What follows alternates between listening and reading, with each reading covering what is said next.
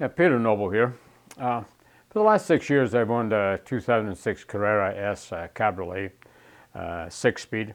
Really enjoyed the car. Did a bunch of mods to it. Did the Fab-Speed exhaust system, complete exhaust headers, the whole thing. Had them do a tune on the car.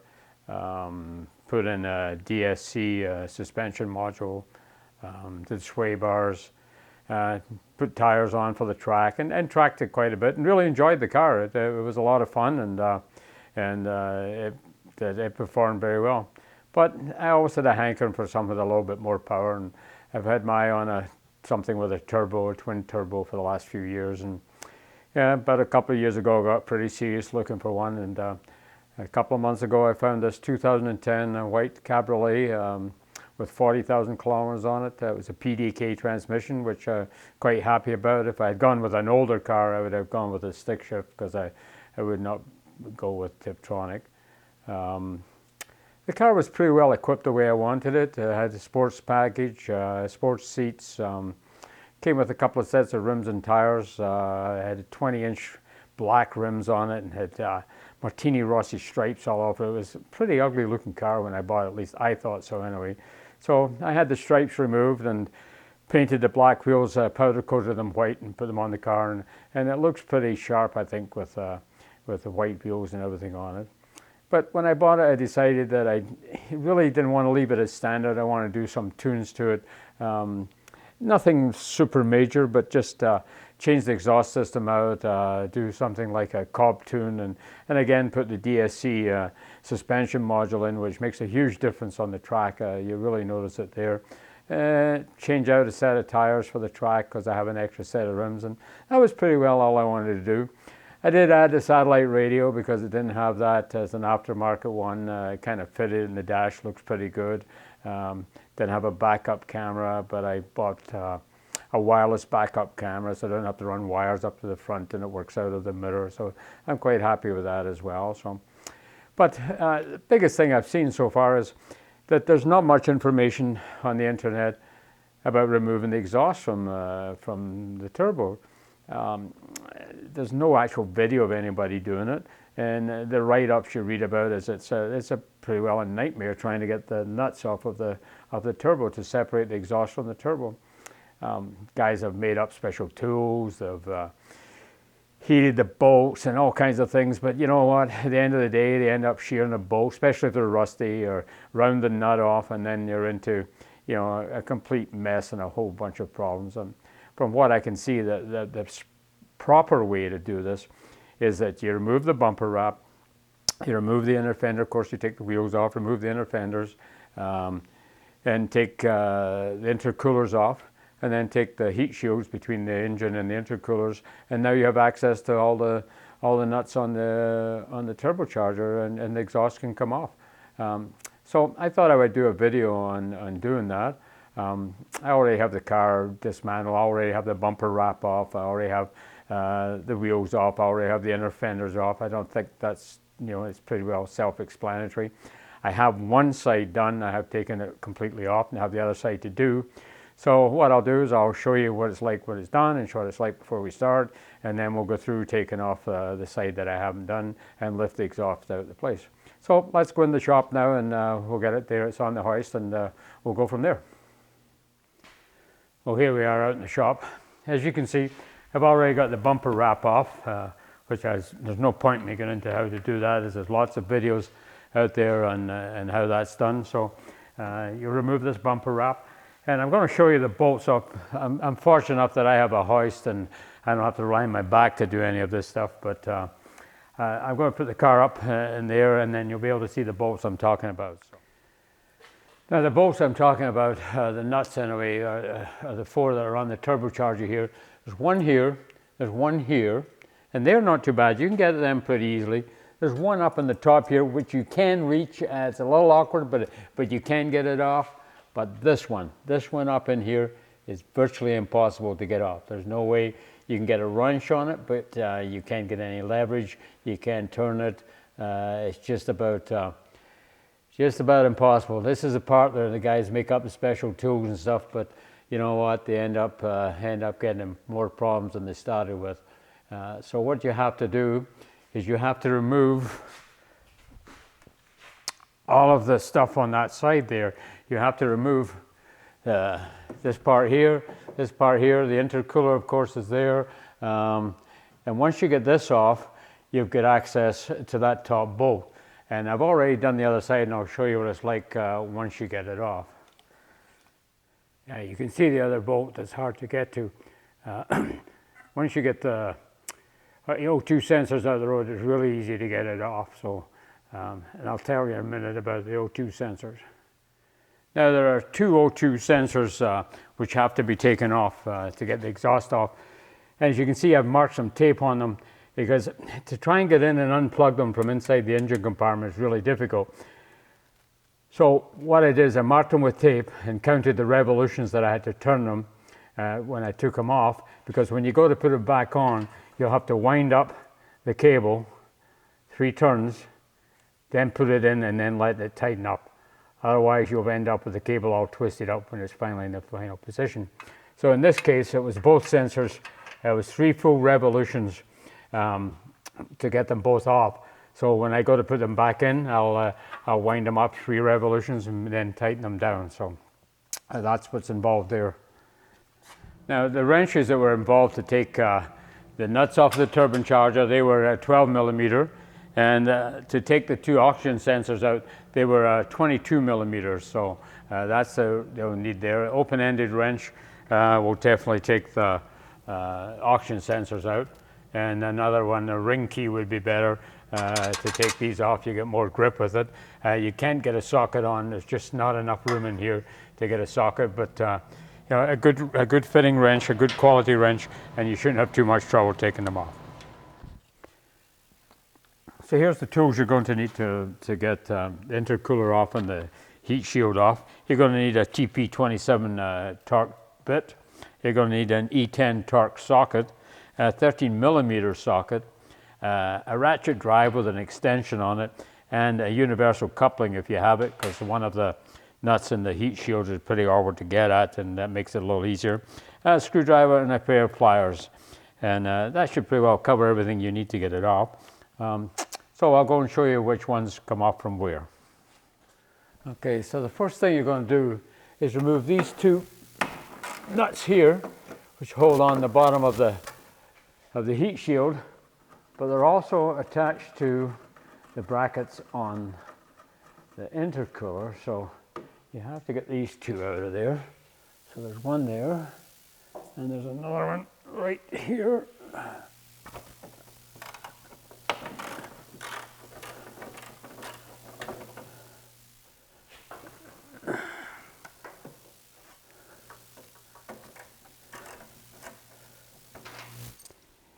Make it a little easier if I get extension on it here. I can get on it and turn it by hand.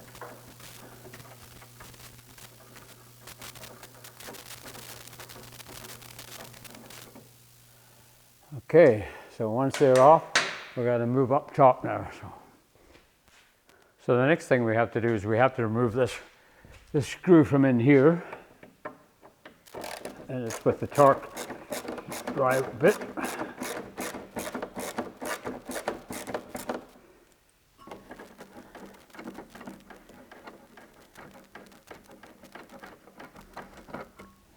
So that's that out of there. Then we're going to move up to the bolts on the actual brackets themselves. So the next thing we're going to do is take our 13 millimeter socket and take off the 2 bolts that are here holding the back of the bracket on.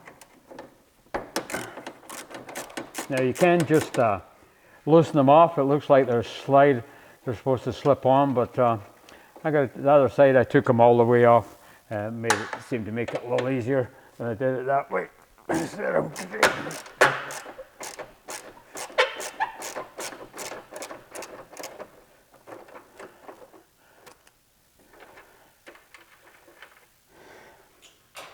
so that's that. The next thing to do is take the clip off of the holds the hose on for the intercooler. So you take one off here, and there'll be another one on the other side. So we're going to move around to the other side now. So the next thing we're going to do is we're going to take the retaining clip off of the bottom hose for the area for the intercooler, and it just kind of pries off. So done that. Then we're going to remove these 3 bolts, one here,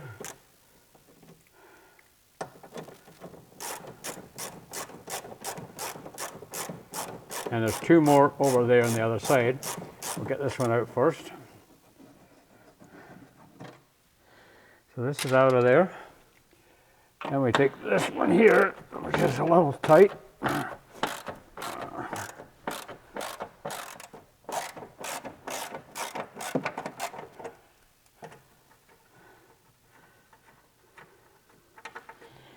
And then the last bolt is over here.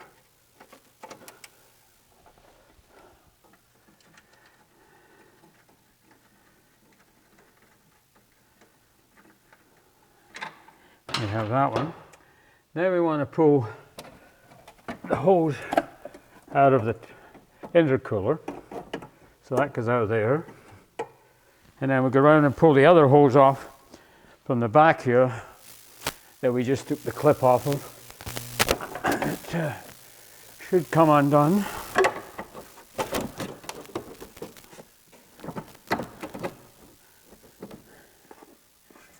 Now, there is one more bolt that kind of gets in the road up here.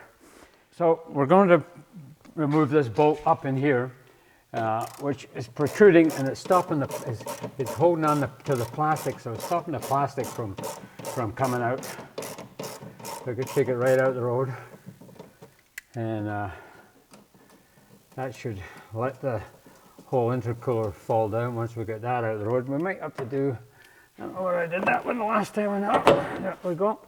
So the intercooler should unhook from there. Okay, it's something that's holding us, so yep, we gotta push it. Gotta free up the heat shield here. The heat shield kind of gets in your road.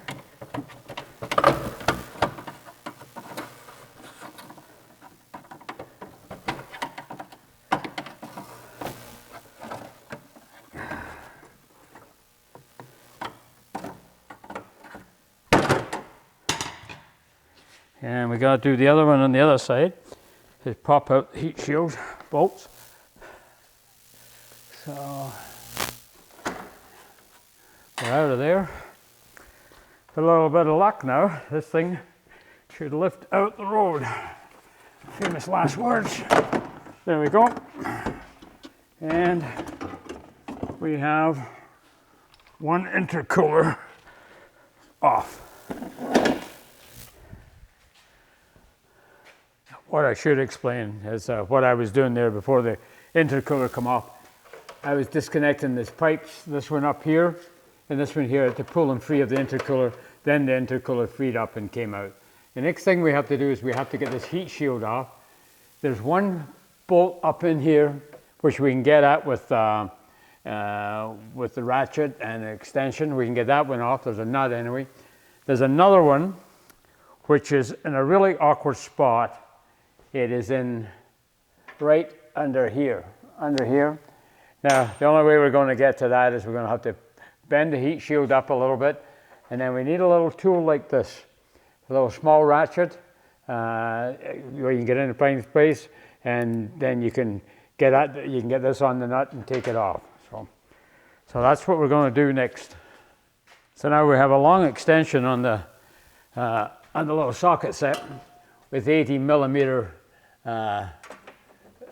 With a 13 millimeter socket, and that's just a case of we get up on there, and then this will come off. Okay, so we got that one out of the road, and the next thing we have to do is get the back one, but we'll have to put the hoist back down to do that. So, okay, so we have the hoist down now. Now we got to get this little gadget, this little tool here, and we get this in. You have to bend the heat shield up a little bit. If you bend the heat shield up a little bit, you can actually get in here with this socket, and you can get on the bottom of the nut here, and just work away very quietly, and working away and working away. I've already loosened it off, so and eventually it will come off. And once you get that off of there, then this whole thing will pull out.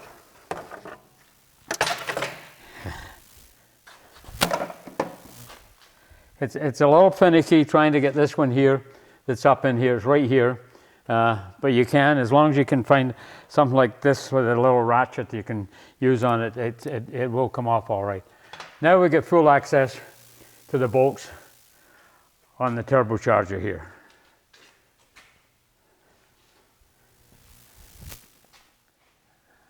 So the next thing we're going to do is get this nut off here. Now these things are on with a vengeance. They are super, super tight.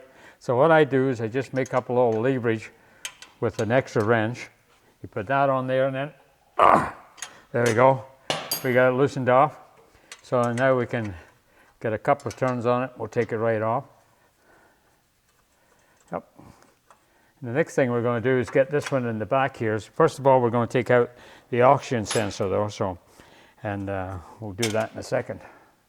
Okay, so next thing we're going to do is take out the oxygen sensors, but we're going to mark them so that we know how many turns, and it's more than likely free, but we need a reference point on them anyway. So I'm going to mark both these things with some tape and then unscrew them.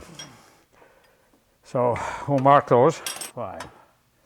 Okay, so now we got that marked, and we got that oxygen sensor out of the road. We can get at this last bolt here, and I'd already loosened it off because we could get at it from the other side, and so we'll take that off out of the road. So the only thing remaining to do is we have to take the shield off, and there's one fitting here that holds the shield on, and I think it's that size there. Yes, it is. And so we get that, and we'll take this off.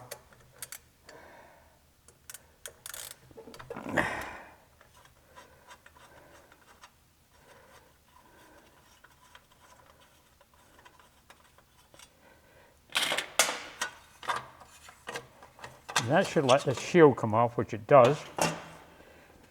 Now we get full access to the turbo. So the next thing we're going to do is we're going to put it back up in the hoist, take the brackets off of the front of the muffler, and the whole thing should pull off. So the last thing we have to do is we have to take the bands off here that hold the exhaust. And they got fairly long bolts on them, but I got my trusty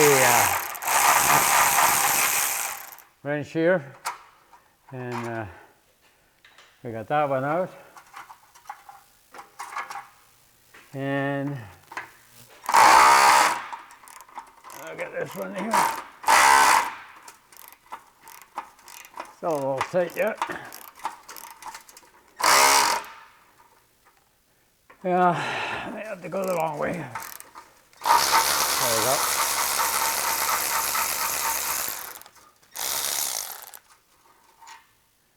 Well, that's them off now. So, you pull the bands down, push them up, pull them down, and then a bit of luck. All the bolts off the muffler, it should be coming right off. Had to jiggle it around a little bit, but it's ready to come off now. I'm just going to bring in something to support it on when I drop it down. It's fairly heavy, so I'm going to use this toolbox.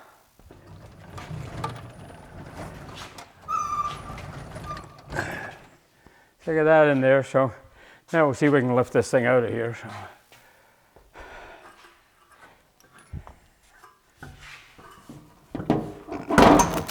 Okay, so we have it gone from there. Now we just got to get it free. And I think if we just put the hoist up, there we are. It's clear of this thing, so let's pull it out the road.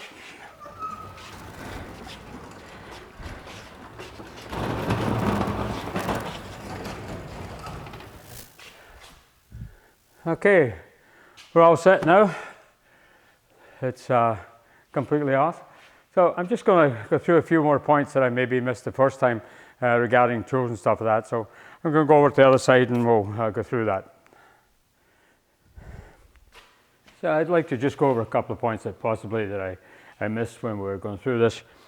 This bolt up at the top here, all it does, it protrudes out the back and stops the intercooler from coming off. It protrudes and blocks the plastic coming down. So it's a 10mm socket, and just pull it out. And when you get it flush with the bodywork, then that stops impeding the intercooler from coming off. The other thing was the little bolt on here. It's a hex, it's a Torx socket. It's an E10 Torx socket to take this out of here. And the other thing is, I don't really know where you find one of these little ratchets. This one I got from, I think it was an aviation supplier years and years ago. But I think if you go to Harbor Freight or some of those stores, they'll more than likely have something like this, but it's a handy little tool. And I would say the most difficult part of this whole job was getting this nut off of here. I don't think I could have done it without this little tool, so that'd be the one thing you'd have to go find if you're going to do this. Other than that, we're all done. I'm not going to put it all back together. I've ordered an exhaust from a company, and it isn't here yet, so I was just getting prepared for when it does arrive and know how to put it back together. Putting it back together, I'm sure it's pretty straightforward. It's just about the same as we took it off, so it shouldn't be too bad a job. Putting the exhaust onto the turbo, it'd be helpful if you had an extra set of hands, somebody to give you a lift up to put that on there. But other than that, nothing too difficult, I don't think, putting it back together. One thing I should mention, before you can take the plastic, the wrap off, the bumper wrap off, you do have to remove the exhaust tips, otherwise they get in the road, but that's no big thing. And other than that, I think we're all done.